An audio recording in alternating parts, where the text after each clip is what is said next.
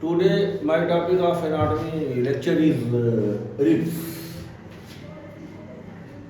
देखिए रिब्स को कास्टी भी कहते हैं, COSTAE, कास्टी। तो there are 12 pairs of ribs, 12 जोड़ी जो है रिब्स होते हैं, पसली कहते हैं इसे। तो रिब्स का दूसरा नाम कास्टी भी है। 12 पेयर्स मतलब 24 बोन्स। रिब्स कितने होते हैं? 24, और जोड़ी में अगर कहा जाए तो 12 पेयर्स, 12 जोड़ी रिब्स होते हैं। और it forms major part of the thoracic cage या रिब केज या थोरेसिक स्केलेटन। तो थोरेसिक केज का जो है ज़्यादातर हिस्सा ये रिब्स बनाता है। जो 12 जोड़ी रिब्स हैं, थोरेसिक केज को बनाने में स्टर्नम बोन का भी कंट्रीब्यूशन है, और 12th thoracic vertebra, 12 thoracic vertebra पीछे की तरफ।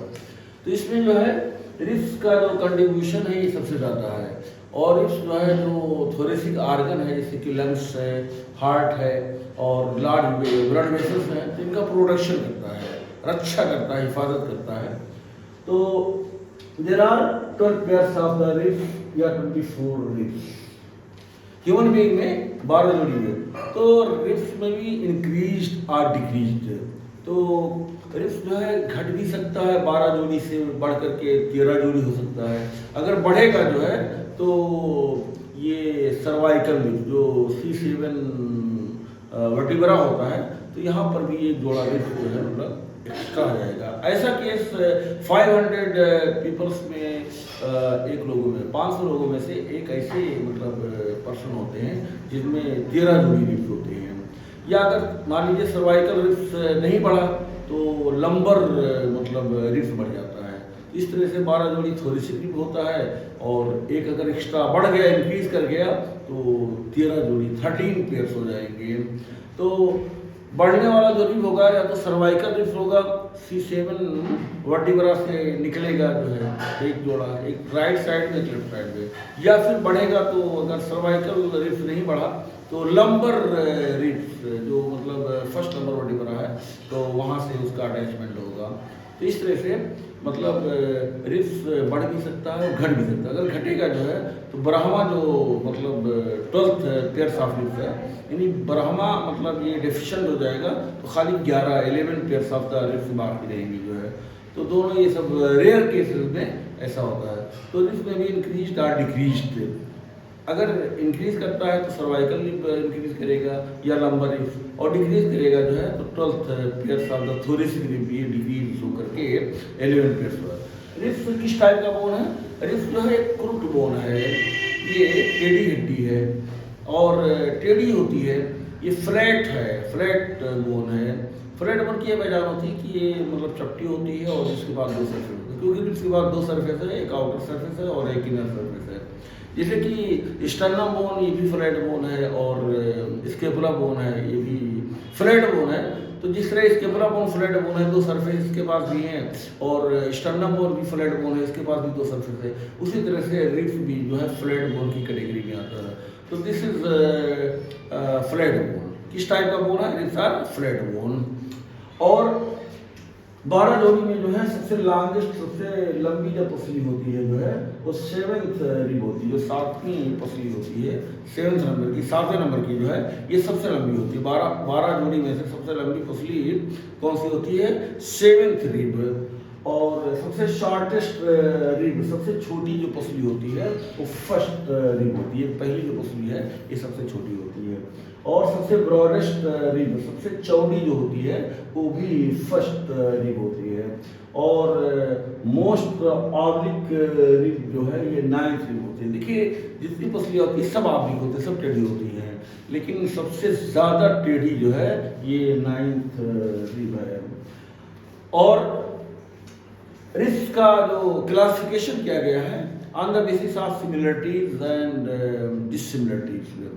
तो on the basis of similarity कुछ समानता होती है, कुछ मतलब विभिन्नता होती है, कुछ सिमिलर फीचर होते हैं, कुछ डिसिमिलर फीचर होते हैं। तो सिमिलरिटी और डिसिमिलरिटी के बेसिस पर जो है रिब्स को दो मतलब कैटेगरी में डिवाइड किया गया है।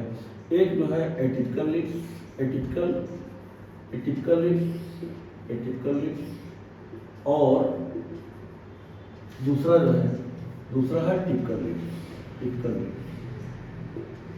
Typical ribs. तो देखिए एक टिपिकल रिब्स जो है वो रिब्स होते हैं जो स्पेशल फीचर रखते हैं, यूनिक फीचर रखते हैं, स्पेशल विशेष जो है स्पेशल फीचर। तो स्पेशल फीचर रखने वाले रिब्स को ठीक है एटिपिकल रिब्स कहते हैं। और टिपिकल रिब्स उसे कहते हैं जिसके पास जो है सेम फीचर होता है, एक ही तरह का खसूसियात होगा, सेम फीचर। तो इस तरह से ribs are classified into two group on the basis of similarity and dissimilarity. Number 1 atypical ribs और नंबर 2 टिपिकल रिब्स। तो एटिपिकल रिब्स उसे कहते हैं जिसके पास जो है स्पेशल फीचर्स होते हैं, स्पेशल फीचर्स रखने वाले जो है यूनिक फीचर रखने वाले रिब्स को एटिपिकल रिब्स कहते हैं, और जो सेम फीचर रखने वाले रिब्स को जो है टिपिकल रिब्स कहते हैं जो है। तो एटिपिकल रिब्स में first rib, second rib, 10th rib, 11th rib and 12th rib, ये 5 पेयर्स, 5 जोड़ी रिब्स जो है ये एटिपिकल रिब्स है। पहली पसली, दूसरी पसली, 10वीं पसली, 11वीं पसली और 12वीं पसली। First pair of rib, second pair of rib, 10th pair of rib, 11th pair of rib and 12th pair of rib have special feature. So these 5 pairs are included in the atypical ribs. अब यहाँ पे typical ribs जो है वो ribs है जिसके पास same feature हो, एक ही जो है मतलब लक्षण हो, एक ही विशेषता हो, एक ही खुसूसियात हो। तो इसमें 3rd rib, 4th rib, 5th rib, 6th rib, 7th rib, 8th rib end 9th rib. ये तीसरी, चौथी, 5वीं, 6वीं, 7वीं, 8वीं, 9वीं, 1 2 3 4 5 6 7। तो ये 7 पेयर ऑफ रिब जो है, 7 पेयर ऑफ रिब जो है ये टिपिकल रिब है। फ्रॉम 3rd to 9th ये टिपिकल रिब्स है, and from 1st, 2nd, 10th, 11th, 12th ये एटिपिकल रिब्स है, इसके पास स्पेशल फीचर्स हैं। तो इस तरह से on the basis of similarity and dissimilarity ribs are divided into atypical ribs and typical ribs. Atypical ribs are those ribs which have special features and typical ribs are those ribs which have same features. तो first rib, second rib, 10th rib, 11th rib and 12th ribs are known as atypical ribs because these ribs have special features, and typical ribs are those ribs which have same features. For example, 3rd rib, 4th rib, 5th rib, 6th rib, 7th rib, 8th rib, 9th rib। तो ये 3rd से लेकर के 9th rib तक जो है ये typical ribs हैं। और दूसरा क्लासिफिकेशन है on the basis of articulation with the sternum bone.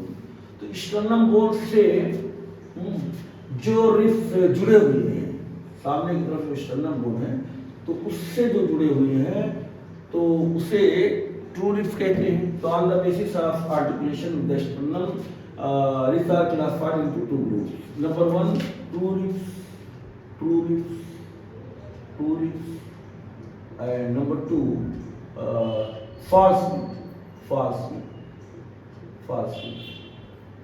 तो इस तरह से स्टर्नम से जो रिब्स जुड़े हुए हैं उस बेसिस पर कुछ रिब्स होते हैं जो स्टर्नम से अटैचमेंट नहीं होता है, कुछ रिब्स होते हैं जो स्टर्नम से जो जुड़े होते हैं, अटैच होता है। तो जो स्टर्नम से जुड़े होते हैं उसे ट्रू रिब्स कहते हैं, और जो रिब्स स्टर्नम से जुड़े नहीं होते हैं उसे फॉल्स रिब कहते हैं। तो इसमें जो है first rib, second rib, 3rd rib, 4th rib, 5th rib, 6th rib, 7th rib, ये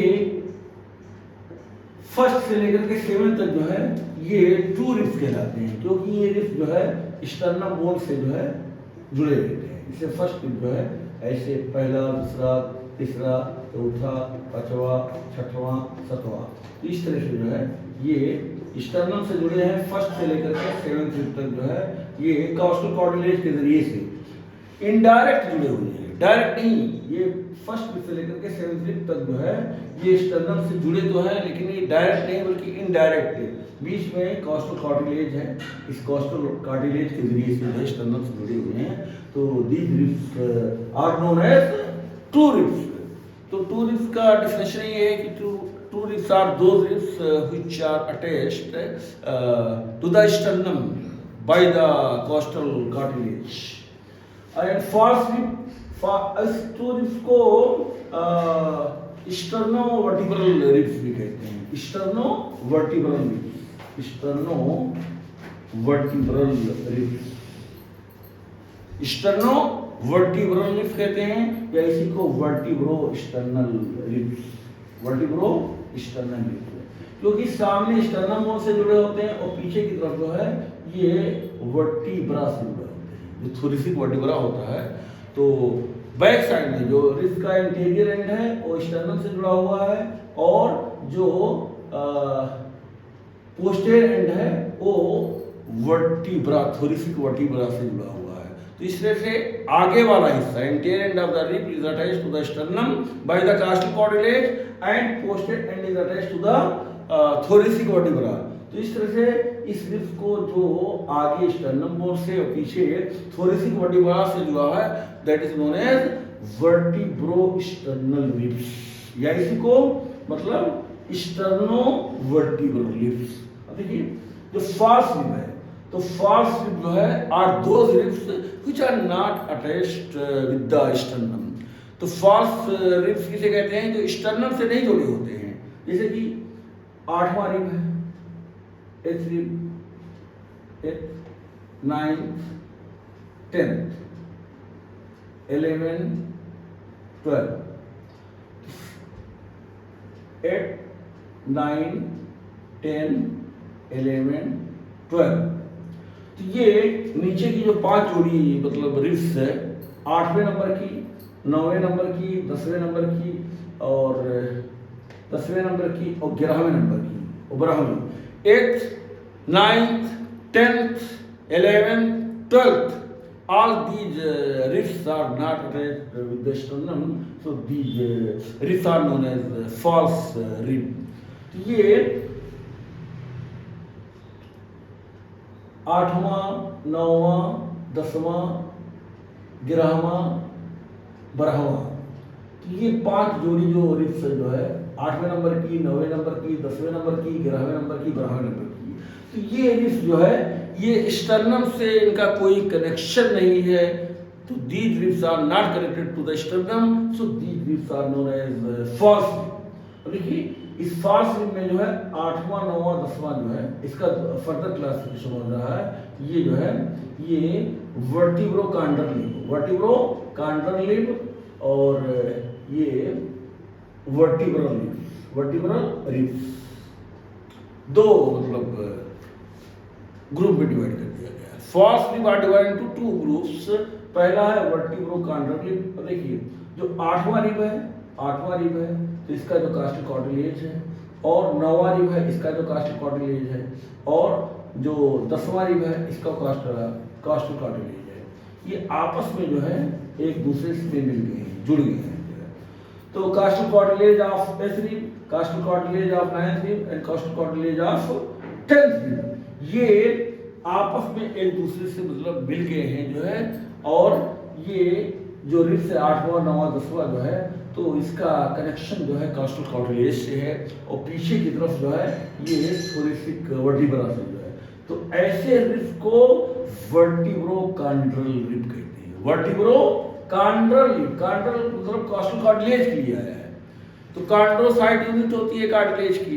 तो कांड्रल जो टर्म आया है यहाँ वर्टिब्रल कॉलम थोरिसिक वर्टिब्रा से जुड़ा हुआ है पीछे की तरफ, और आगे की तरफ कॉस्टल कार्टिलेज से जुड़ा हुआ है।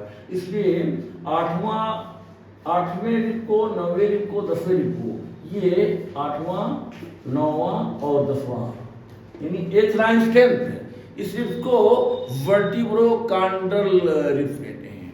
वर्टिब्रो कांड्रल रिब कहते हैं बिकॉज इसका जो कॉस्टल कार्टिलेज है आपस में एक दूसरे से जुड़ा हुआ है, स्टर्नम से नहीं जुड़ा हुआ है बल्कि आपस में एक दूसरे से जुड़ा हुआ है।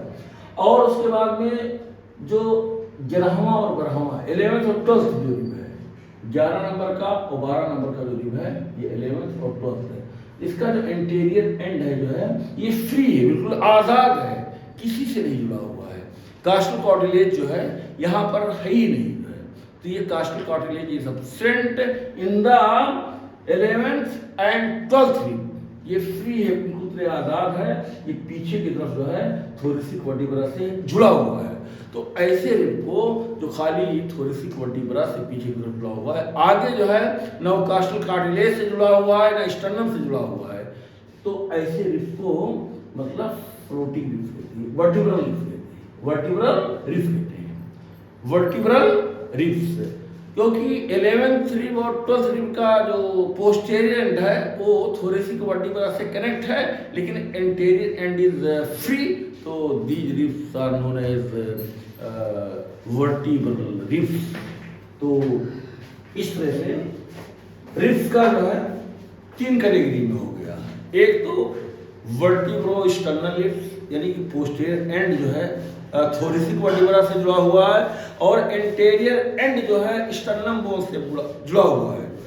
तो वो रिब जो पीछे की तरफ थोरेसिक वर्टिब्रा से जुड़ा हो और आगे की तरफ स्टर्नम बोन से जुड़ा हुआ हो, ऐसे रिब्स को वर्टिब्रो स्टर्नल रिब्स कहते हैं।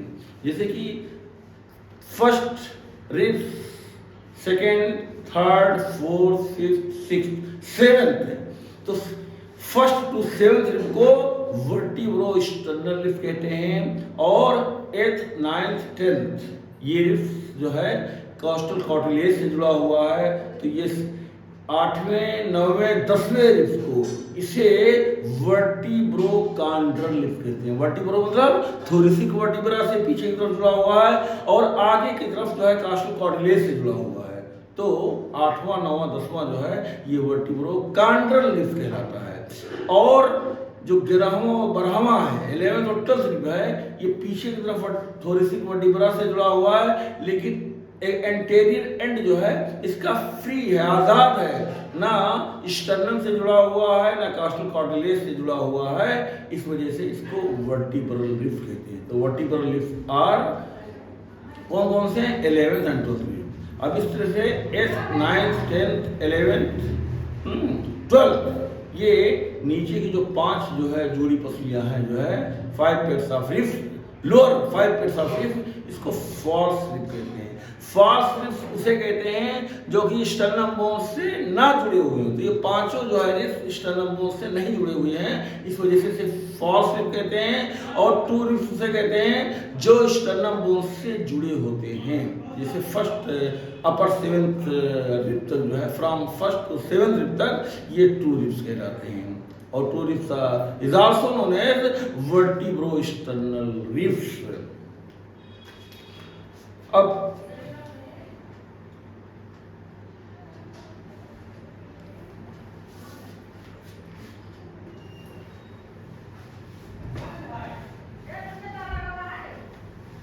स्पेशल फीचर अब जो है features of the typical ribs. What are the features of the typical ribs? Features of typical rib, features of typical rib, typical ribs. तो टिपिकल रिब के पास एक एंटीरियर एंड होता है, एक एंटीरियर एंड और एंड जो 2 होते हैं, एंड जो है 2 होते हैं। एक number 1 anterior and, number 2 posterior and. Posterior anterior and को स्टर्नल एंड कहते हैं और पोस्टीरियर एंड को वर्टिब्रल एंड कहते हैं। और 2 बॉर्डर होते हैं, बॉर्डर 2 होते हैं। देयर आर 2 बॉर्डर, एक सुपीरियर बॉर्डर और एक इंफीरियर बॉर्डर। और सरफेस भी 2 होते हैं, सरफेस एक आउटर सरफेस और एक इनर सरफेस। तो ये एंड 2 हो गए और बीच में दोनों एंड के बीच में जो है शैफ्ट। तो शैफ्ट दो एंड होते हैं, इंटीरियर एंड और पोस्टीरियर एंड। तो इंटीरियर एंड को एक्सटर्नल एंड कहते हैं और पोस्टीरियर एंड को जो है, ये पोस्टीरियर एंड है इसको मतलब वर्टिब्रल एंड कहते हैं। और बीच में दोनों एंड के बीच में जो ये हिस्सा है ये दिस इज शैफ्ट। शैफ्ट के दो बाटर होते हैं, एक सुपीरियर बाटर होता है और एक इंफीरियर बाटर होता है। सुपीरियर बाटर और एक इंफीरियर बाटर, दो सरफेस होते हैं, एक आउटर सरफेस और एक इनर सरफेस। इस तरह से जो है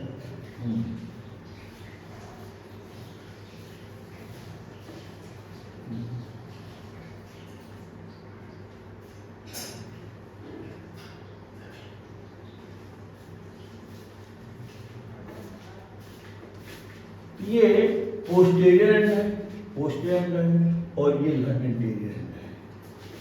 ये पोस्टीरियर एंड है और ये एंटीरियर एंड है और बीच में ये शैफ्ट है। देखिए पोस्टीरियर एंड जो है इसके पास हेड होता है, इसके पास हेड होता है और ये नेक होता है और ट्यूबरक्यूल होता है, ट्यूबरक्यूल ये नेक है और ये ट्यूबरक्यूल है और ये हेड है। और बीच में जो है ये शैफ्ट है, बीच में यहाँ से लेकर के और यहाँ तक जो है शैफ्ट है। तो इंटीरियर एंड जो है ये इंटीरियर एंड को एक्सटर्नल एंड कहते हैं, इंटीरियर एंड को एक्सटर्नल एंड कहते हैं और ये ओवल शेप होता है, ओवल शेप होता है और कानकेव होता है। Interior and is Oval shape, अंडाकार होता है और कानकेव होता है, कानकेव होता है और डिप्रेस्ड होता है, इसे कानकेव होता है। ओवल शेप एंड कानकेव होता है और आर्टिकुलर होता है, आर्टिकुलर होता है यानी जॉइंट बनाता है। किससे जॉइंट बनाएगा? ये this interior and forms joint with the lateral and of the कास्टल cartilage. तो ये कास्टल कार्टिलेज है, तो कास्टल कार्टिलेज का ये लेटरल एंड है, इसी कास्टल कार्टिलेज के लेटरल एंड से जॉइंट बनाता है। इस जॉइंट का नाम जो है ये कास्टोकांड्रल जॉइंट है, कास्टोकांड्रल जॉइंट, सीसीजे। सी माने कास्टो यानी रिब्स और कांड्रल माने कास्टल कार्टिलेज और जॉइंट। तो रिब्स के इंटीरियर एंड और कास्टल कार्टिलेज के लेटरल एंड के बीच में जो जॉइंट बनता है इसे कास्टोकांड्रल जॉइंट कहते हैं। और पोस्टीरियर एंड जो है यहाँ पर हेड होता है, नेक होता है और ट्यूबरक्यूल होता है। There are 3 parts in the posterior end. इसको वर्टिब्रल एंड कहते हैं। क्यों कहते हैं? क्योंकि यहाँ पर जो है तो थोरेसिक वर्टिब्रा होता है, थोरेसिक वर्टिब्रा होता है। तो थोरेसिक वर्टिब्रा की जो है ये पोस्टीरियर एंड जो है यहाँ से जॉइंट बनाता है। देखिए पोस्टीरियर एंड पर ये थोरेसिक वर्टिब्रा है टीबी और इस थोरेसिक वर्टिब्रा से के साथ जुड़ने से इस एंड को वर्टिब्रल एंड कहते हैं, वर्टिब्रल एंड कहते हैं। हेड के पास यहाँ पर हेड हैज 2 फेसेट, एक superior smaller facet, superior smaller facet, double S माने सुपीरियर और एस माने स्मॉलर फेसेट और नीचे वाला जो है ये लोअर लार्जर फेसेट। एल माने लोअर और एल माने लार्जर, लोअर लार्जर फेसेट। और दोनों फेसेट के बीच में जो है ये क्रेस्ट ऑफ है, क्रेस्ट क्रेस्ट। अब देखिए तो दोनों आर्टिकुलर है, ये भी लोअर लार्जर फेसेट ये भी आर्टिकुलर है और अपर सुपीरियर स्मॉलर फेसेट ये भी आर्टिकुलर, दोनों जॉइंट बनाते हैं। और किससे जॉइंट बनाते हैं? ये लोअर लार्जर फेसेट जो होता है ये जो है मतलब ये किससे बनाएगा? लोअर लार्जर फेसेट ये जॉइंट बनाता है ये करस्पॉन्डिंग वर्टिब्रा से। जैसे अगर थर्ड रिब है, तीसरी थर्ड रिब अगर है तो ये थर्ड थोरेसिक वर्टिब्रा से जॉइंट बनाएगा। लोअर लार्जर फेसेट जो है किससे जॉइंट बनाएगा? ये T3 से बनाएगा। यानी कि कौन सा जॉइंट? ये costovertebral joint, costovertebral joint, this is known as costovertebral joint, costovertebral joint. तो lower larger facet forms joint with the corresponding thoracic vertebra. तो जिस नंबर का रिस रहेगा उसी नंबर से जो है उसी नंबर के थोरेसिक वर्टिब्रा से ज्वाइंट होगा। अगर ये थर्ड नंबर का तीसरा रिब है तो ये थर्ड जो है थोरेसिक वर्टिब्रा से ज्वाइंट बनेगा, लोअर वाला।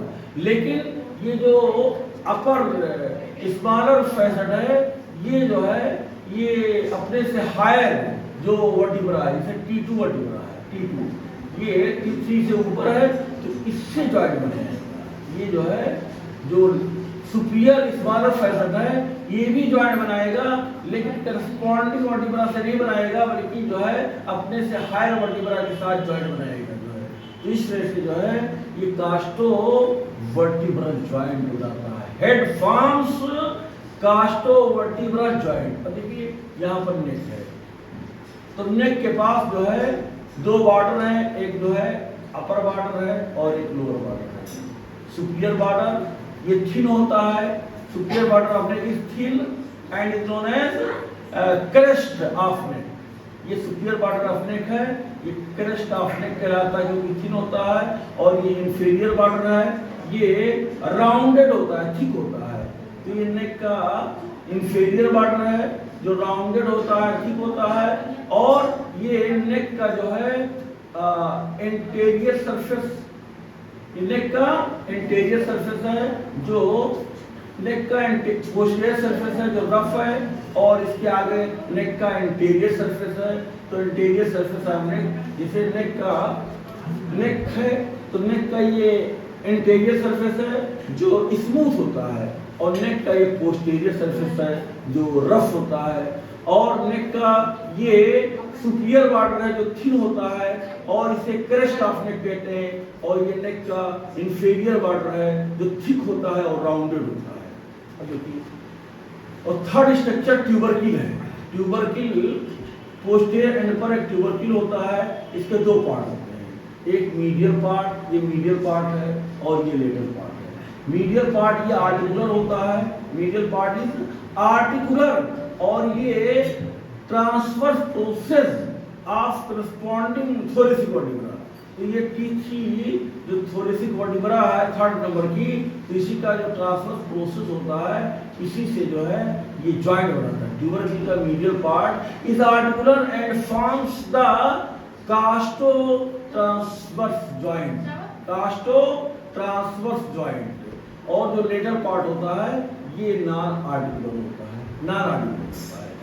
और इस ट्यूबरकिल से 5 सेंटीमीटर लेटरल यहाँ पर रिज में बेंडिंग होती है, इसको पोस्टीरियर एंगिल ऑफ नेक कहते हैं, पोस्टीरियर एंगिल ऑफ नेक कहते हैं। और यहाँ पर जो है ये जो शैफ्ट है, शैफ्ट के दो सरफेस होते हैं, दो बॉर्डर होते हैं। तो शैफ्ट का जो है एक सुपीरियर बॉर्डर होता है, सुपीरियर बॉर्डर होता है, और एक इंफीरियर बॉर्डर होता है, inferior border. Superior border is thick and rounded, thick and rounded. Inferior border is thin and sharp. तो superior border of shaft is thick and rounded, और इसके पास दो लिप होते हैं, एक आउटर लिप होता है, एक आउटर लिप होता है, और एक इनर लिप होता है, outer lip and inner lip. और इंफीरियर बॉर्डर जो थिन होता है।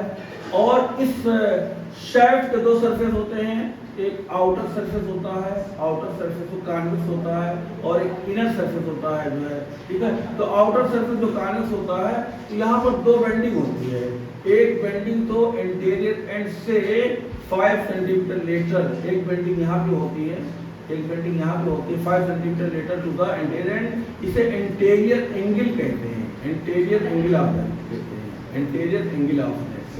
और एक बेंडिंग जो है यहाँ जो ट्यूबरकिल से 5 सेंटीमीटर लेटरल होती है, ठीक है, ये तो इसे पोस्टीरियर एंगल ऑफ नेक कहते हैं, पोस्टीरियर एंगल ऑफ नेक कहते हैं। इस तरह से रिस्ट में there are 2 angle, anterior angle and posterior angle. तो इंटीरियर एंगल का लोकेशन इंटीरियर एंड से 5 सेंटीमीटर लेटरल पर है, यहाँ पर भी एक बेंडिंग है शाफ्ट में। और पोस्टीरियर एंगल जो है ये ट्यूबरकिल से 5 सेंटीमीटर लेटर पर एक दूसरी बेंडिंग है, तो ये पोस्टीरियर एंगल ऑफ नेक है जो है। तो इस तरह से जो है outer surface of shaft of ribs are convex and has two bending, anterior bending which is known as anterior angle of ribs and posterior bending which is known as posterior angle of ribs. तो anterior angle is present 5 centimeter lateral to the anterior end of the rib and posterior angle is present 5 centimeter lateral to the from the tubercle. तो यहाँ पर oblique line होता है, posted angle पर जो है एक डिस्टिंक्ट ऑब्लिक लाइन होता है, दिखायमान स्पष्ट, और यहाँ पर भी एक इनडिस्टिंक्ट मतलब ऑब्लिक लाइन होता है इंटीरियर एंगल पर जो है। तो इस तरह से जो है यहाँ पर ऑब्लिक लाइन एक होता है, ऑब्लिक लाइन यहाँ पर होता है पोस्टीरियर एंगल पर जो है, लेकिन ये इनडिस्टिंक्ट है, अस्पष्ट है, और ये जो है डिस्टिंक्ट है, क्लियर है, ये नॉट क्लियर ऑब्लिक लाइन है, और ये क्लियर ऑब्लिक लाइन है पोस्टीरियर एंगल वाला। और जो इनर सरफेस होता है, inner surface of shaft of rib, यहाँ पर एक कॉस्टल रिज होता है, और कास्टल रिज और इंफीरियर बॉर्डर के बीच में यहाँ पर कास्टल ग्रूव होता है, कास्टल ग्रूव होता है, और ये कास्टल ग्रूव यहाँ पर इंटरकास्टल वेन होता है, इंटरकास्टल आर्टरी होता है, और इंटरकास्टल नर्व होता है। तो कास्टल ग्रूव कहाँ प्रेजेंट होता है? शाफ्ट ऑफ रिब के इनर सरफेस पर होता है। तो शाफ्ट ऑफ रिब के इनर सरफेस पर एक कास्टल रिज होता है, और कास्टल रिज और इंफीरियर बॉर्डर के बीच में जो है एक डिप्रेशन होता है जिसको कास्टल ग्रूव कहते हैं। दिस इज कास्टल ग्रूव, और इसी कास्टल ग्रूव में ये इंटरकास्टल वेन, इंटरकास्टल आर्टरी और intercostal nerve. In these words, I want to finish my lecture.